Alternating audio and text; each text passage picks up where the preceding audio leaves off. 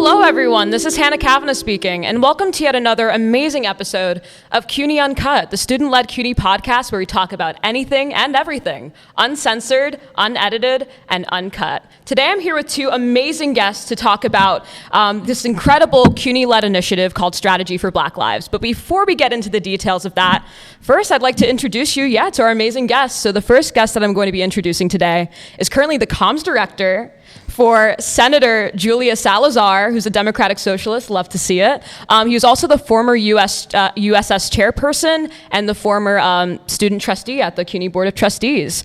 And he's also the co-founder for Strategy for Black Lives. Awesome person, and it's just such an inspiration to many. I'd like to give a warm welcome to Timothy Hunter. How you doing, Tim? Good. I mean, I'm glad to be here. I mean, it's always great to be among, my fellow CUNY peeps. I think that it's always a great opportunity whenever we can, come together and not only just, catch up, but also talk about, the importance of organizing, especially in our communities. Absolutely. CUNY, especially where we're at right now, has a history of organizing, and it's important and significant for us to, keep that in mind wherever we're going in life. So I'm just really, really happy to be here. Oh my God, no, awesome. And you couldn't have put it in like such a more profound and perfect way. Like, thank you so much for being here. And the next guest that I'd like to introduce is currently Tim, you're also a grad student at Baruch, pursuing a master's of public administration. But the other guest I'm about to introduce is also pursuing a master's in public administration right here at City College. And she's also a former Guttman Community College student who's actually the founding member of the first Muslim Students Association at Guttman, so it's super duper dope. And she's also a very prominent member of Strategy for Black Lives. I'd love to give a warm welcome to Djenabou Barry. How you doing, Djenabou? Good. Thank you so much for that introduction, Hannah. When Tim reached out to me to do this, I'm like, wait, what are we doing? But I trust Tim, everything that he does. It's just amazing to be part of it. And thank you, Hannah, for doing this with us, for inviting us to be here. It's always good to be having these conversations and be more exposed to it, and it's something that I always driven to do. So thank you again. Oh, thank you for being here. All right, so now that I've introduced both of you guys, we're actually going to be talking about Strategy for Black Lives. So the very first question that I wanted to ask you is how did Strategy for Black Lives came to be? Because I remember reading about your mission and the overall history of the organization, of the initiative, and it kind of brought to light how profound the aftermath surrounding George Floyd's brutal murder in the hands of police was, and how it jump-started so many grassroots organizations. Such a Strategy for Black Lives. So how did that come to be for you guys, and how did you grow to become a part of this amazing initiative? I think I would like Tim answer these questions, this question, especially mainly of the surrounding fund, how strategy came about. So Tim. Thank you so much. Firstly, Strategy for Black Lives, started as a group chat. We were just a group of, a lot of us CUNY students at the time that saw what happened and realized that there was, a need for young voices, especially young people of color, to be at the front line of the movement and ensure that the movement was sustained. Because we knew that the first step, of course, was being in the streets and organizing, which was, easy. There were thousands of people that were out there every single day. It was the middle of a pandemic. But I think the harder part was turning and channeling that energy into sustainable policy reform. Which is what's always necessary, especially in every movement. And, Francie Luzencourt, who's actually the former student government president here at CCNY, got to give him a shout out. He'll kill us if we don't, especially if we're in his campus. He's an amazing individual that I had the honor and the privilege to serve with during my time in USS. He's a former vice chair of legislative affairs, so he knows what it's like organizing in Albany and even down here in the city council. He's testified a lot of different places. And, he put out the call. He texted all of us. Yeah. And he said, we see what's happening outside. What are we going to do about it? And, after answering the call, maybe we want to start, I say maybe it was 10 of us, 11 of us in that group chat at first. And we use GroupMe. Every student government uses GroupMe, and you know that. After that, it just continued to grow. And we had amazing leaders that we were meeting on the streets. Our counterparts in SUNY, that went to schools like SUNY Albany, University of Buffalo. They joined on as well, and So cool. yeah, it was great. We did so much. We were able to take a trip to DC last year for the March in Washington.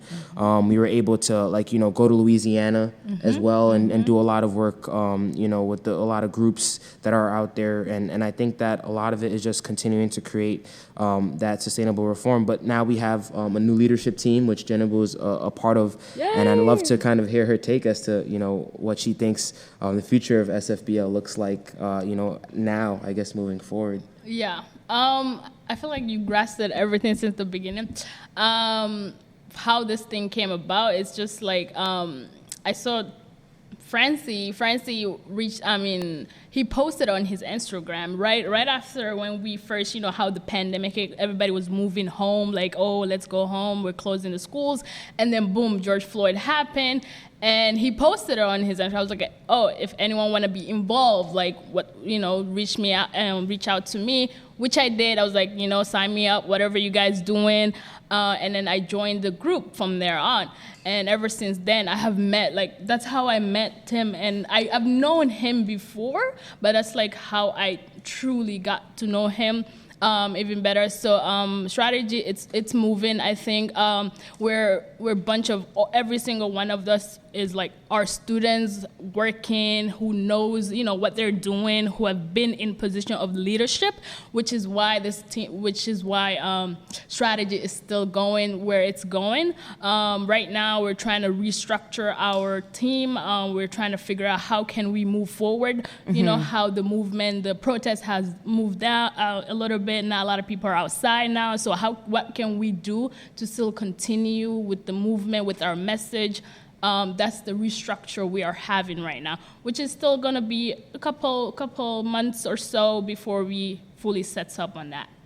For sure. I think it takes a lot of time to organize en masse like that, And It's funny because there's so many students that I know that want to get involved in this kind of work and want to organize, but they don't even know where to start. How do you even plan a protest or an event to, bring awareness to such important issues, right? Such as, BLM issues and things like that. So I'm curious, what's the process for both of you in regards to setting up protests, organizing events, that sort of thing? So when it comes to let's pick one of protests we had back in June, July, something like that. So first we were like, okay, what are we trying to do out there? We trying to get as much of equipment when it comes to medical. We reach out to medical people in case people need help. We reach out to DJs voice, things like that. I think Tim will talk more on the safety side, but we organize it and we put a list of speakers who we want to speak during those events, and pretty much it's come together. The whole communication happens behind the doors, and then we are outside, and everybody knows what they're doing. We place members every corner just for us to have the whole visual, and every single protest we had was a peaceful protest. We come across police every single time, but we have that mentality that we are out there. We're not violent as what they think we are. So that was one of our main goal. How can we interact police without them seeing us as the problem? And I want to give it to Tim also to talk more. Yeah, 100%. I think that there's a lot of good things that we've just heard as it relates to safety and preparation. But I think that every protest starts with the why, as we heard earlier. Why are we doing this? Who do we want to engage? What does our audience look like? And oftentimes our audience are groups of people that care about these issues. Djenabou has led a lot of our protests that we've seen throughout the course of last year, especially two of one of the biggest ones that we've seen in the city, especially with the Black Women March, remembering Breonna Taylor. That was a huge march that people were tweeting about. They shut down the West Side Highway. They did a lot of great work there, and I think that a lot of it is also about the community that you have around you.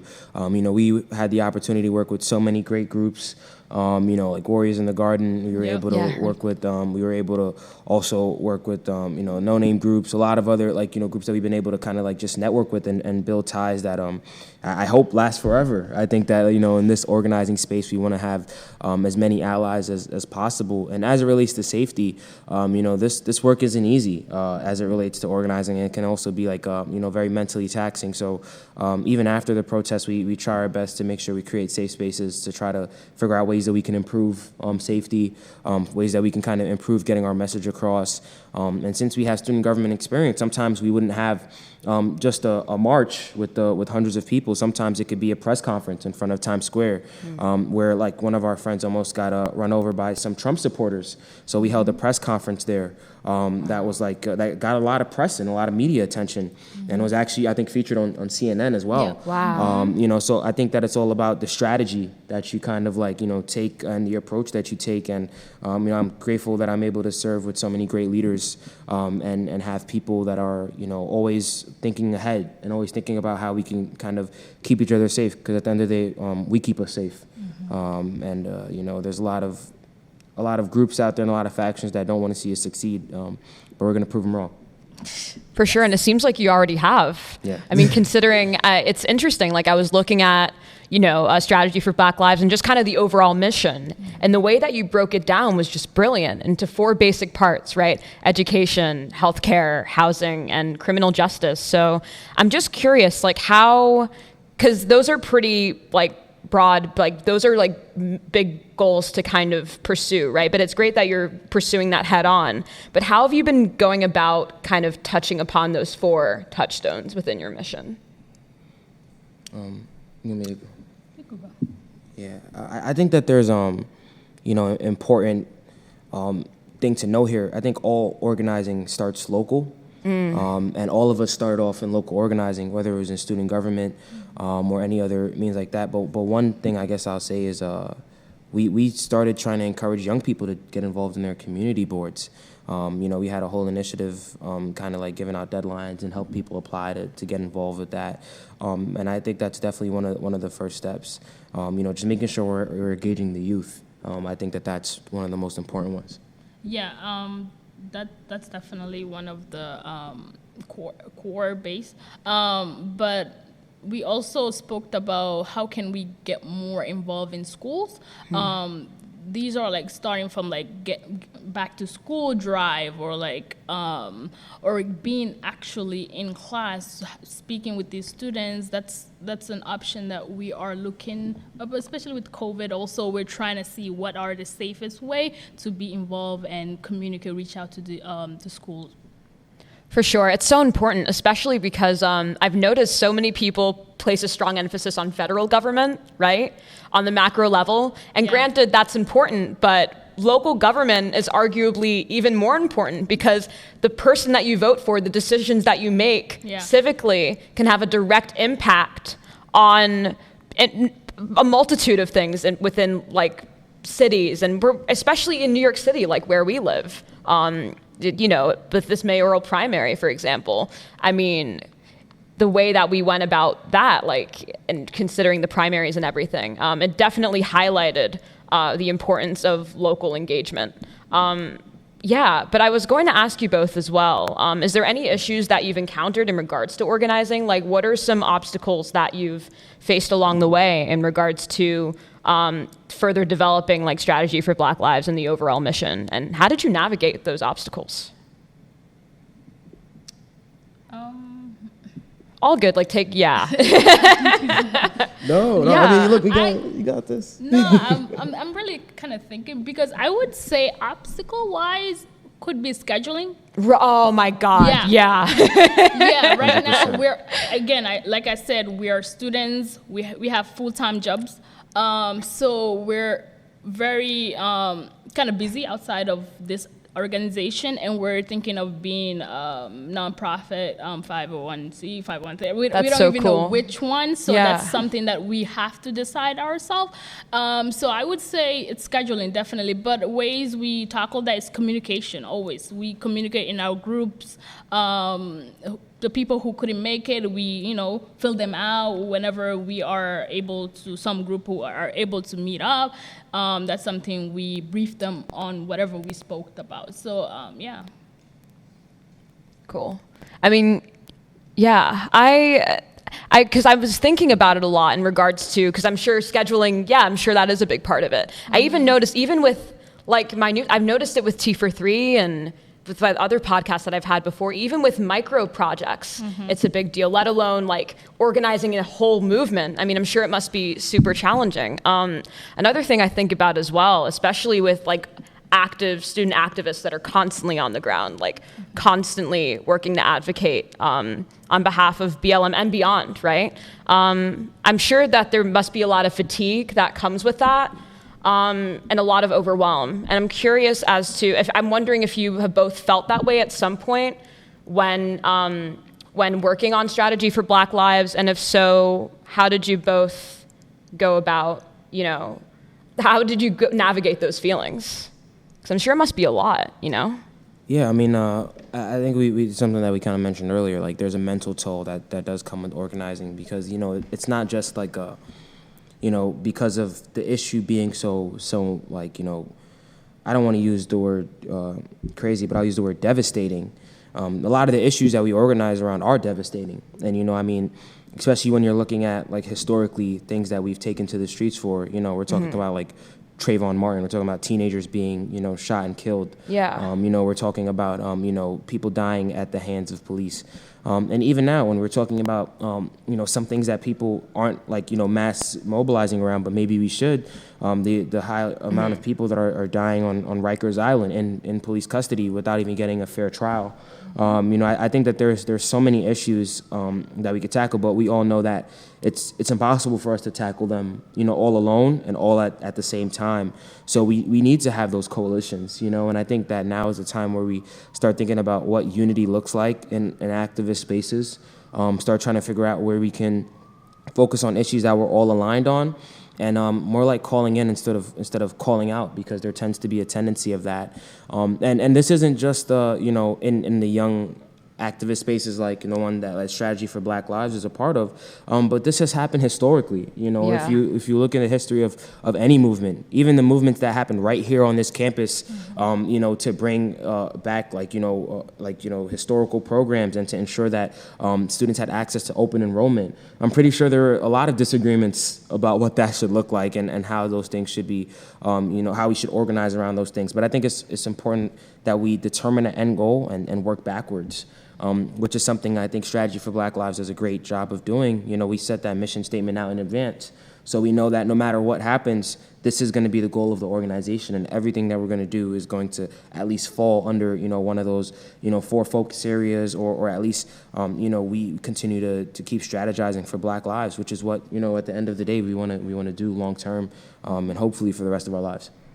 No, for sure, absolutely. When you brought up the 4 core values or core goals that are embedded within the mission, I was actually wondering if you both had any experiences of facing inequity, or if you or anyone else has had any experiences facing inequity in any of those 4 sectors, whether it be in education, in healthcare, housing, or in criminal justice. And I'm just curious if that's the case, did those experiences help form the overall mission of Strategy for Black Lives? What have your experiences been with those things? Yes, I would say education-wise, because especially with me, when I came here, I came from West Africa, coming here with no English, it starts from there, and how some schools are better off than other schools, because when I first came, I joined this high school, which was not a good one when it comes out, because I had to actually transfer to another school. So when I went to the other school the high school that I graduated from, it's a total different, research-wise. So over there, I was really good, was able to get some more education, access to computer, to books, to teachers even. So when we're looking our communities, we do see those effects happening like right in front of us, from starting every day, from violence in the community to police brutality, and it's not the same as to other communities, and that's something that we all have connections with being within Strategy for Black Life, and we all bring that into the table because we know what it like how it feels like to be in such environment. And it starts small, we are small right now, but we're thinking of the future and things to bring out. Yeah, I mean, I think that education is so important. Yeah, I mean, Malcolm X once said, like, education is a passport to the future, for tomorrow belongs to those that prepare for it today. And that's a quote that I take extremely seriously. And I know, a lot of folks, especially the members of Strategy for Black Lives, we're graduates of public education, So, like, this is like the taxpayer dollars coming straight out of the pockets of whoever's listening in New York State, literally educating us, and giving us the opportunity, to pursue an affordable, public higher education that should be free. Yes. Just want to make sure that I say Hearing that. this? Since we're on CUNY Uncut. I don't want to make sure they don't cut that part out. But I think that as it relates to the amazing work that we've been able to accomplish overall, I think that when we talk about criminal justice reform, that's something that we can talk about all day. I mean, I'm pretty sure a lot of people have watched the 13th. I'm pretty sure a lot of people maybe see some tweets on Twitter about what's going on, but there's no reason why we are looking at mass incarceration and hoping that solves all of our society's problems by locking someone up in the shoe for 90 days, or by not allowing someone to see their family because of a report from a prison guard that may or may not be true. I think that there's a lot of things going on behind closed doors, and if we can't strategize for Black lives in those spaces, how are we going to be able to do that, out here in the public spaces where a lot of the inequities are sometimes hidden under like layers of bureaucracy? And I think that there's so many opportunities here for us to take advantage of, and I think that it starts with as we heard earlier, just growing that base.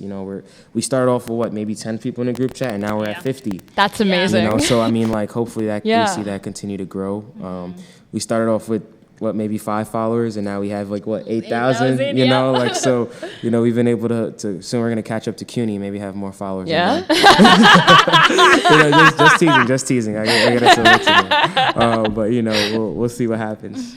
No, for sure. I mean, it's funny, just even reading the mission, it's just the way you guys distilled it to 4 core values just really stuck out in my mind. Because you see, I mean, the proof is in the pudding. You see inequities in every single sector mentioned in the mission. For instance, in New York City having one of the most segregated school systems in America, which is shocking to most people considering how, New York City is meant to be one of the most diverse cities in America, right? So it's all contradictory. And even with housing, with redlining, I mean, there's still the aftermath of that is still present to this day. Same with healthcare. I was reading this amazing New York Times piece, I think by Linda Villarosa, who I think she's a professor at Brooklyn College, but she's also an award-winning journalist. And she was talking about the inequities embedded in the healthcare system and how the infant mortality rate amongst the Black population is higher compared to any other racial or ethnic group in America. So just all that together, I mean, I guess one thing that I'm sure it irks you guys as well, but one thing that bothers me in the midst of all this is that, I've been reading a lot of Marxist theory over this past year with COVID and everything. Yeah, for sure. And the two-party system, I feel like it just maintains the status quo, right? Even having Joe Biden as president, it still hasn't solved anything. I mean, granted, Derek Chauvin got a hefty prison sentence, and rightfully so. And I recently found out that the cop that killed Elijah McClain recently got indicted. But for me, it just doesn't seem like enough. But I'm wondering how, despite all that, you managed to maintain hope and power through, as Strategy for Black Lives, and continue to stick to that mission, despite this two-party system, despite all the bureaucratic tape. How do you maintain that sense of hope when you're addressing these kinds of issues? Find myself wondering. That's a good tough. question, because it's, as you said, it's always a sense of hope. When the first protest when George Floyd first happened, it's the biggest movement we ever had, like, for a very long time. Yeah. And I would say right now, without that kind of movement, that cop would probably walk free. Without any videos of that, that young brave woman, who did that, it's just amazing. And we've seen on that trial how their wall has been, like, was broken in, like, protecting your cup. It's not on site, which was good, and I think that comes from the movement that poses on this case, and it's something that we all, not just one person. Sometimes when you sit and think, oh, what can I do? There's so much you can do. There's literally so much, like, from, like, writing to your own representatives, calling your Congress, or, like, your local government. These things are stuff that you could do within, not even going out on protests. And it's something, it takes a village. It takes a village, and that's what happened on that case, which was very empowering, and it's a first step to our movement. I mean, I don't want to impose too much, but I'd love to hear a little bit about the trip that you took to DC. If you want to talk a little bit about that. Listen. No, I wasn't able to go to that trip. No, not that one. I mean, when you went down there to the embassy. Oh my God, you did! At the mix of the whole George Floyd, my own country, it was a whole nother mess in my country, Guinea, where they were having, this president was taking over. He struck down the whole constitution, break it down. Yeah, corruption in Africa, it's a whole nother topic. Let me just say that. But I was able to go to DC for that. We were outside in the Guinean embassy in DC, and we were able to make a voice on that. And that's so quite cool. frankly, on, like, 2 days ago, that there was a coup in our country. It happened. Yeah, the president got, the military took over. Right now, It's not pretty much in a safe space, but it's something that everybody's happy about for some reason. Coups are always like, oh yeah, but it's something that people are happy about right now. Yeah, I mean, just piggybacking off of that, I just feel like that kind of gives you hope as it relates to just overall what we can do with organizing and how we can impact issues, and not just at the local level but even at the federal level if we at least raise our voices. Nothing comes from us sitting quiet, for sure. Absolutely. Yeah, and on that note, we're actually going to take a brief break, and when we come back, we're just going to talk about how graduate studies are going for you guys, how you plan on utilizing that information to further the strategy for Black lives, and what you see for the future of the organization. We'll be right back. Thank you, guys. Yeah. All right. Great. That's great. Awesome. All right. Okay, Cool. You guys want to chat for a second? Yes, please. We can chat for a bit. Yeah. How are you guys feeling? Sorry I stuttered a little bit with the intros. I don't know why I was so, what am I doing? All right, everybody, and we're back. We're back just talking about strategy for Black lives with Tim and Djenabou. So, actually wanted to touch upon your graduate studies specifically, because I know you're both majoring in public administration. And I'm just curious, like, how you see, like, everything that you're learning on your master's journey thus far, feeding into strategy for Black lives, and how that will shape the mission going forward. How do you see that, going about, or coming about, I should say? You got seniority here on me, right? So you wanna go first? A year in. I'll let you go. No, you about to graduate in May. Yeah. That's big. That's huge. Well, I'm in the MPA program here at City College. It's amazing. One thing I would say for sure is that when I started this program, we all planned this as an in-person. I started fall of last year, and COVID happened. We have never met. I have never met none of my students, my classmates and my professors. It's something that I look forward for this semester.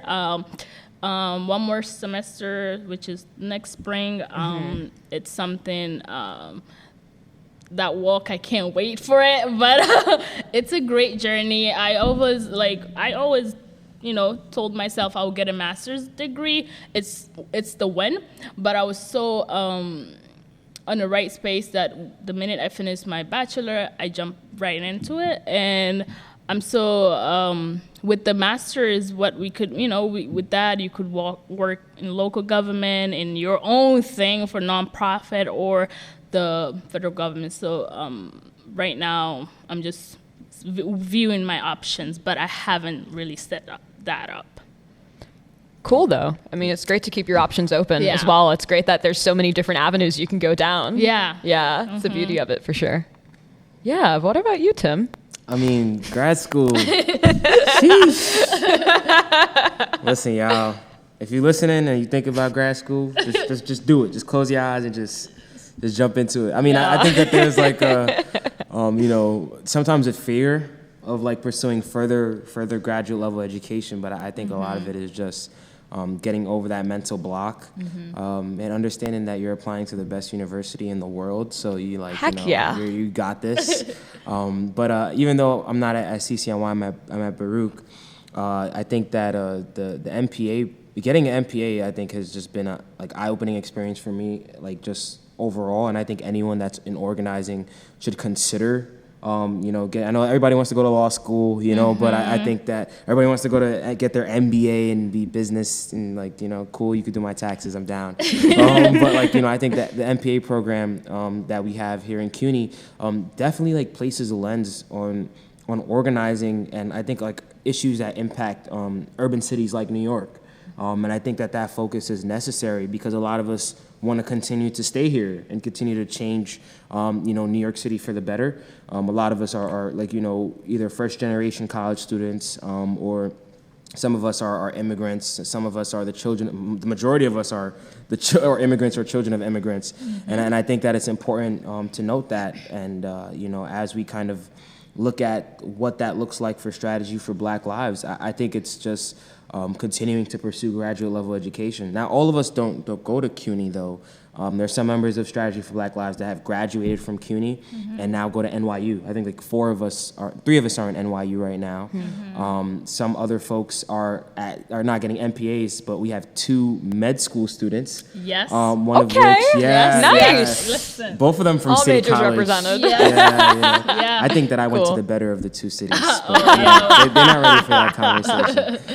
But I think that the pursuing of graduate level education is extremely important. And of course, since education is one of our focus points, we have to try to lead by example. And I'm glad to be a part of such a great group of such driven students, and I think we're going to be students forever. Going to just continue to learn. Yeah, students for life. Yeah, students for life.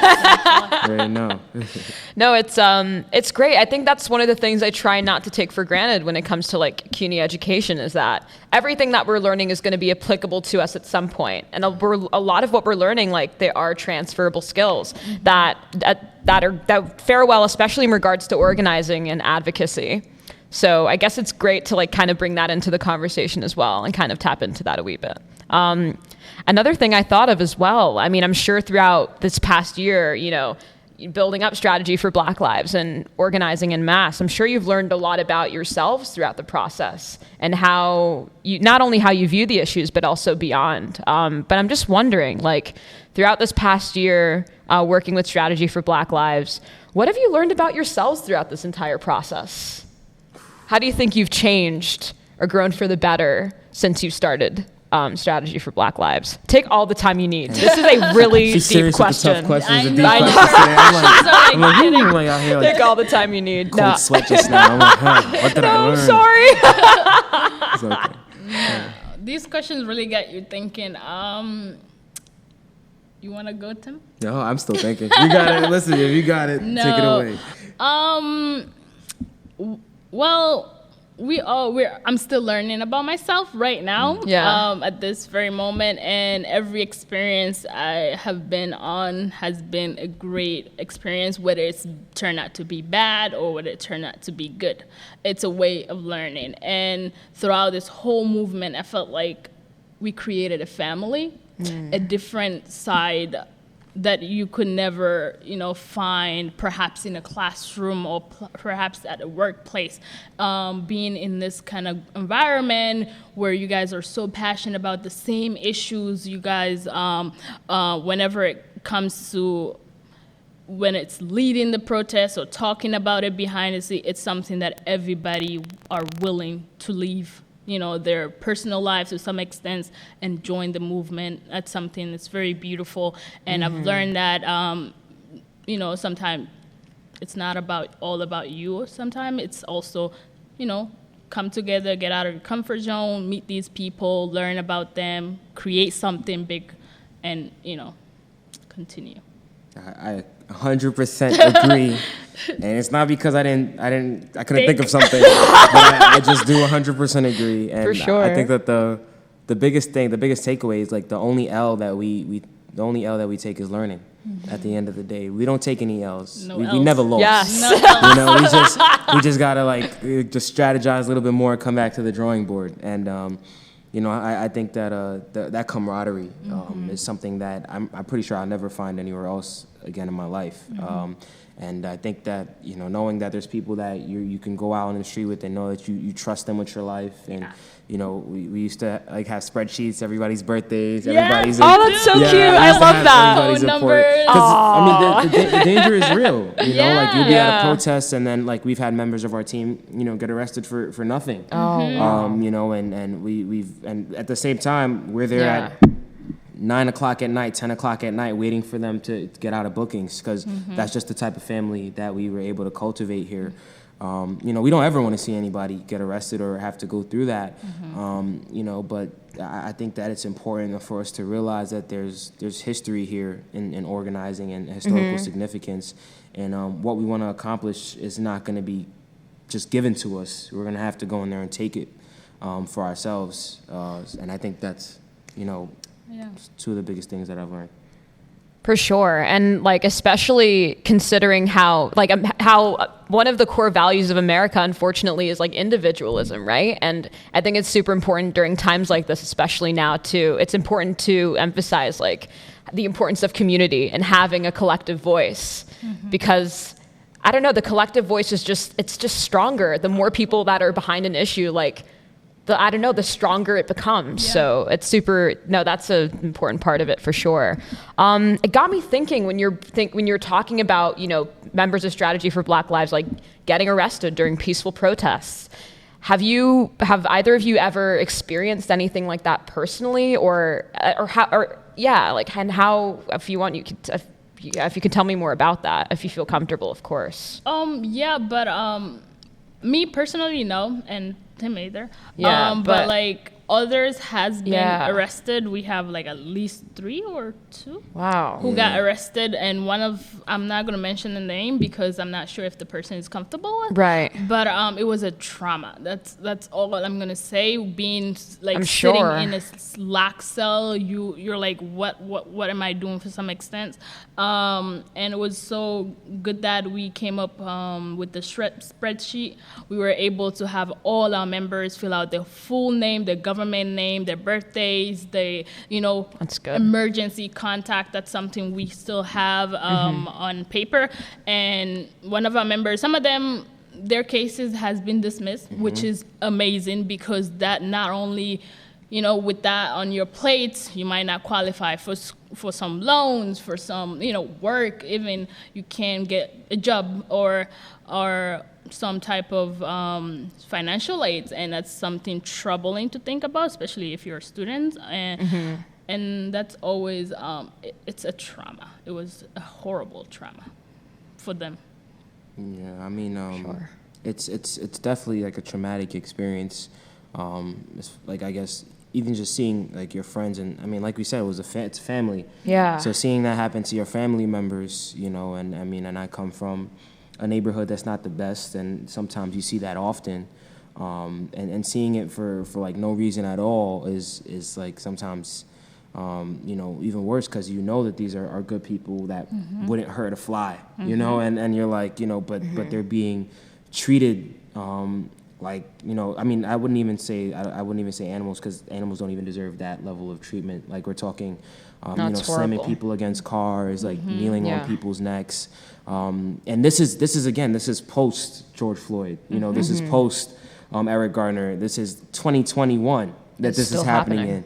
And, you know, like, it's unfortunate that sometimes it's not talked about enough, and it's not, you know, broadcasted enough. But I think that because of social media, we've been able to bring awareness to a lot of these issues. Thankfully, You know, and of course, tweets and likes aren't going to fix everything, but, you know, it helps when we make our cases, and when we like are just organizing overall. Helps turn out the numbers for sure. For sure, it's a start. It's interestingly enough, like when BLM was garnering like so much traction last year in 2020, I feel like most of where I got my news from in regards to issues such as that was through social media. Like my leftist friends like resharing posts and like retweeting like amazing content. I mean, informative content, you know what I mean? And it captured elements of the situation and nuances of it that weren't really quite captured in standard like broadcast news media. But just seeing all those posts, I mean, it's enough to get anybody angry. I mean, it's still disgusting that all this stuff is still happening in 2021. And, you know, there's so many people I know that want to help, right, but don't really quite know how to go about it. So for someone that wants to get involved in the movement, whether it be through Strategy for Black Lives or otherwise, what would you recommend? Like, what would you recommend students do in order to get more involved in advocating for these issues? You want me to go first? All right. Well, I think that number one, follow us on Instagram at Strategy for Black Lives. You know, that's the first step. You know, I mean, but I think that we've always said that it was a two-step approach. You know, like number one, of course, we have to like, you know, get out in the streets, and then number two, we have to get civically engaged.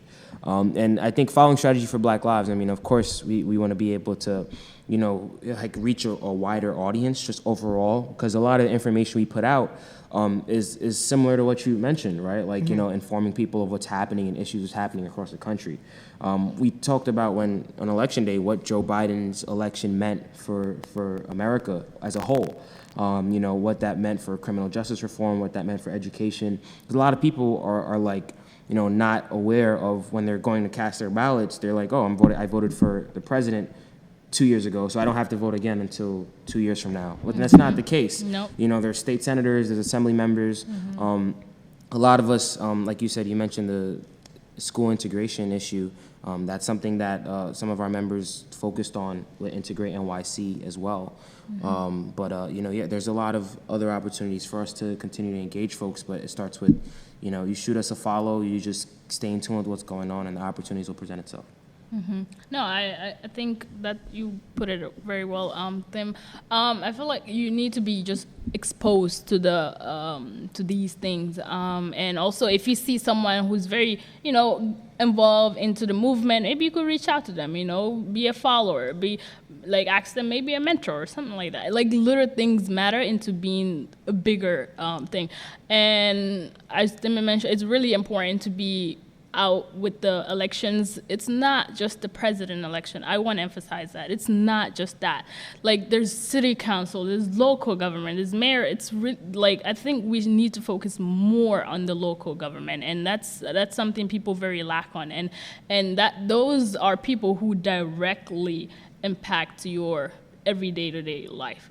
And, you know, be engaged on those elections and get involved.